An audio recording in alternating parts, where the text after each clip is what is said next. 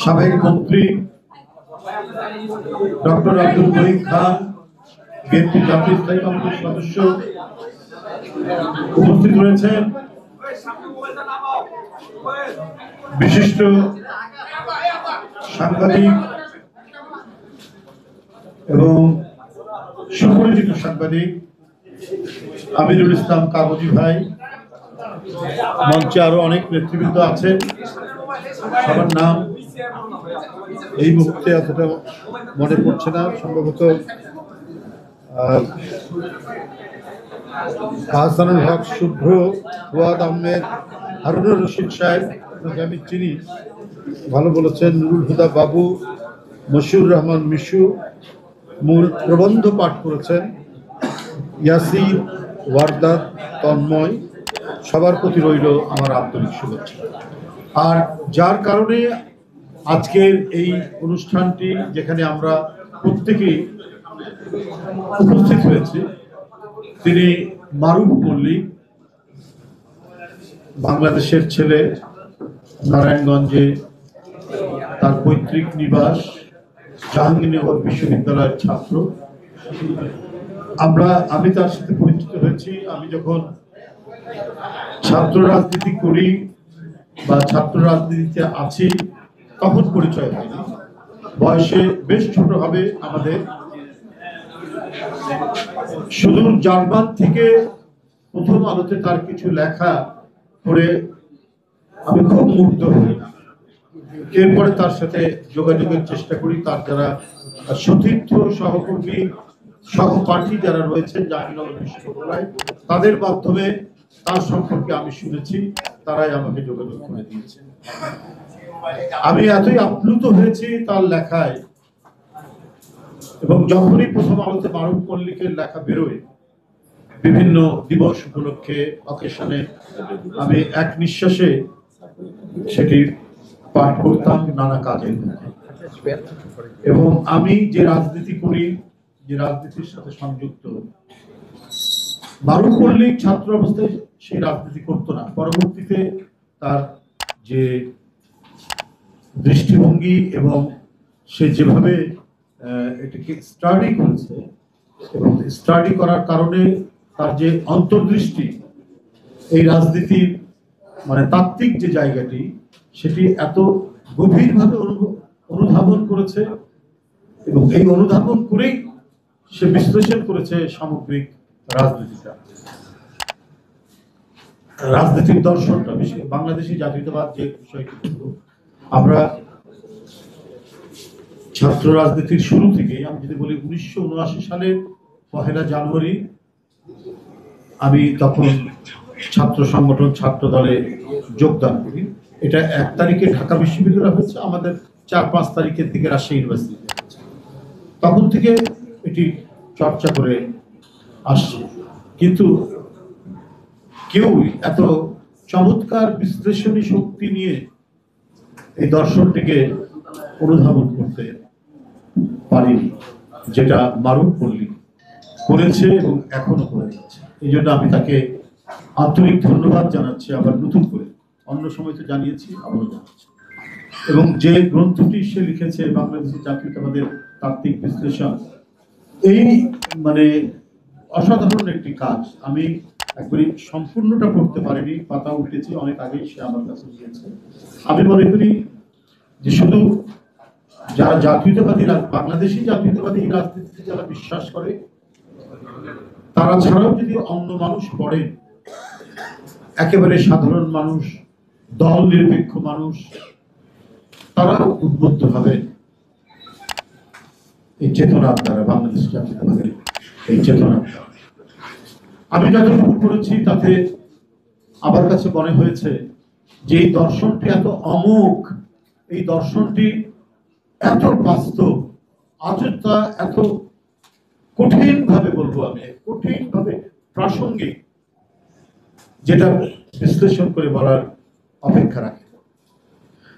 আমি গতকালই প্রদ্যোৎ দেব শর্মা নামে একজন রাজনীতিবিদ এবং ত্রিপুরার রাজ পরিবারের উত্তরাধিকার, তিনি আমাদের প্রধান উপদেষ্টা ডক্টর মোহাম্মদ ইউনূস সাহেবের একটি মন্তব্য, তিনি উত্তর পূর্ব ভারত সম্পর্কে উনি ক্ষমতা আসার পর, প্রধান উপদেষ্টা হওয়ার পর শুধু একটি কথা বলেছিলেন, উত্তর পূর্ব অঞ্চল ভূমি বেষ্টিত।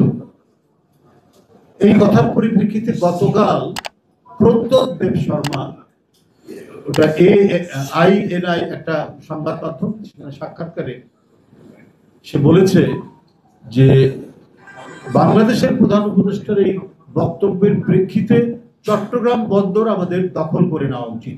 দখল, এই শব্দটি বলেছে, দখল করে নেওয়া উচিত চট্টগ্রাম। এটা সেই সময় হাতছাড়া হয়ে গেছে।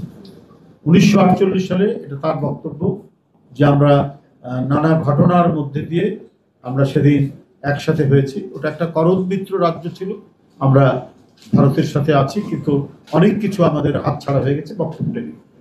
কিন্তু প্রদ্যোৎ দেব শর্মা উনি বোধহয় জানেন না, ত্রিপুরার মহারাজা যেদিন ছিলেন তিনি কিন্তু জিন্না সাহেবের কাছে গিয়ে বসেছিলেন যে পাকিস্তানে যদি আমি যোগ দেই তাহলে, তো আপনারা সেইটা না তুলে খুব প্রথমে সরকারের একজন উপদেষ্টা শুরু করলেন। এখন সেই কোরাস এখন গাচ্ছেন একটি রাজনৈতিক দল। আমি গতকালকেও দেখলাম এই চাঁদাবাজি, বালু উত্তোলন, এই সেই। তো এখানে তো আপনাদেরও নাম পাওয়া যাচ্ছে। আর আমরা যে তাদেরকে বহিষ্কার করছি, পথ স্থগিত করছি, তাদেরকে বিভিন্ন শাস্তিমূলক ব্যবস্থা গ্রহণ করছি, সেটা তো বলছেন না। আর সামারসেট মম, বিখ্যাত রাইটার, তার একটি লেখার মধ্যে তো আমরা পড়েছি, সেটা সবাই আমাদের পাঠ্য ছিল, পড়েছেন নিশ্চয়ই, আপনারা জানেন যে every family has a black sheep. প্রতি পরিবারেই একটা না একটা ব্ল্যাক শিপ থাকে। তো যদি আমরা রাজনৈতিক দলগুলোকে যদি আমরা একটা পরিবার মনে করি, তো দুই একটা ব্ল্যাক শিপ থাকতে পারে না, কুলাঙ্গার থাকতে পারে না? তো সেই রাজনৈতিক দলটি বা ওই পরিবার যদি কুলাঙ্গারের বিরুদ্ধে ব্যবস্থা নেয়, সেই পরিবারটাই তো সবচেয়ে ভদ্র পরিবার, যথার্থ পরিবার। তো সেগুলো আমরা গণমাধ্যমে আমরা দেখি না। আমরা দেখি যে খুব কায়দা করে নানাভাবে একটা বয়ান তৈরি করে বিএনপির বিরুদ্ধে ব্যবহার করা হচ্ছে। আমি যদি বলি, আমি ছাত্র রাজনীতিতে যে নির্বাচন হচ্ছে কি হচ্ছে না হচ্ছে আপনারা সব দেখছেন, কিন্তু একজন ইউনিভার্সিটির যিনি ভিপি হয়েছেন তাকে কি ম্যাজিস্ট্রেসি পাওয়ার দেওয়া হয়েছে? তিনি ইউনিভার্সিটির মধ্যে কোনটি অবৈধ দোকান, না দোকান, অবৈধ দোকান থাকতে পারে, কিন্তু সেটা ফাইন করার অধিকার কি ইয়ের আছে, ভিপির আছে, ডাকসুর ভিপির আছে? তিনি সেটা ফাইন করে 3000 টাকা ফাইন করে সেটা আবার নিচ্ছেন পার্টির, কি বলে ওদের, ওটাকে বাইতুল মালের জমা দিচ্ছেন। এটা কোনো আইনগত ভিত্তি আছে? আপনার ইউনিভার্সিটির ক্যাম্পাস হবে জ্ঞান চর্চার একটা বিশাল একটা ক্ষেত্র। জ্ঞান চর্চার আধার হবে ইউনিভার্সিটি, এবং সেই জ্ঞান চর্চার দায়িত্ব পালন করবে ডাকসু। সেই জ্ঞান চর্চায় শিক্ষক ছাত্রদের অংশগ্রহণ থাকবে। এইটা কতটুকু নিশ্চিত করা হচ্ছে সেটা না করে আপনি যে দোকান বৈধ না অবৈধ তার কাছ থেকে ফাইন করছেন। তো এটা তো আমরা সোশ্যাল মিডিয়া বা কোনো জায়গায় দেখলাম, একটু দেখেছি, কিন্তু এটা কিন্তু কোনো দেখলাম না, আলোচনা দেখলাম না। আপনি কি করে, এটা কি ডাকসুর ভিপি? আমি তো রাকসুর ভিপি ছিলাম একটা ইউনিভার্সিটির। আমরা তখন আমরা কোনো বিশ্ববিদ্যালয়ের ভিতরে কে দোকানদারি করছে, কে মার্কেট করছে, এটা তো ইউনিভার্সিটির অথরিটি আছে, প্রশাসন আছে, তারা করতে পারে। সেখানে ছাত্র নেতা গিয়ে বলতে পারে যে এখানে ক্যাম্পাসের যে একটা শান্তিপূর্ণ সমাহিত পরিবেশ আছে, এটা বিঘ্নিত হচ্ছে, স্যার এটা আপনি দেখেন। আপনি গিয়ে ফাইন করে দিচ্ছেন, আর সেই ফাইনের টাকা যাচ্ছে জামাতের বাইতুল মালে। এটা কোন ধরনের বিষয়? এটা বরাবরই আমরা দেখেছি যে এদের একটা কর্মকাণ্ড হচ্ছে স্টেট উইদিন দি স্টেট, রাষ্ট্রের মধ্যে রাষ্ট্রকর। আমরা সেই পরিবেশ আমরা দেখেছি। আবার ইউনিভার্সিটির হলগুলোতে কি বলে যে খাট দিচ্ছে, লোহার খাট। এটা কি দায়িত্ব নাকি কোন রাজনৈতিক সংগঠন বা ডাকসুর দায়িত্ব? আপনি ছাত্রদের দাবি দেওয়া নিয়ে ভাইস চ্যান্সেলরের সাথে বার্গেনিং করবেন, আন্দোলন করবেন। এখানে কি বলে যে বাসস্থানের সমস্যা আছে, ছাত্রদের থাকার কোনো পর্যাপ্ত নাই, খাট নাই, চৌকি নাই, এটার ব্যবস্থা করতে পারে কি না? এটা হচ্ছে পার্টির তরফ থেকে প্রশাসনকে কিছু লোহার খাট 100 না 150 দেওয়া হচ্ছে। এটা তো একটা অদ্ভুত ব্যাপার। এটা তো এই জিনিসটাই হচ্ছে যে স্টেটের যে একটা আইনগত ভিত্তি আছে, রাষ্ট্র যেভাবে গড়ে উঠে, এটা তো রাষ্ট্রের বিরুদ্ধে একটা কাজ। যে আপনারা এটা কি এতিমখানা নাকি যে আপনি সেখানে লোহার খাট দেবেন, আপনি সেখানে কি বলে যে খাওয়ার জন্য ডাইনিং টেবিল দেবেন। তো এই জিনিসগুলো কিন্তু খুব বাজে আলামত বলে আমাদের কাছে মনে হচ্ছে।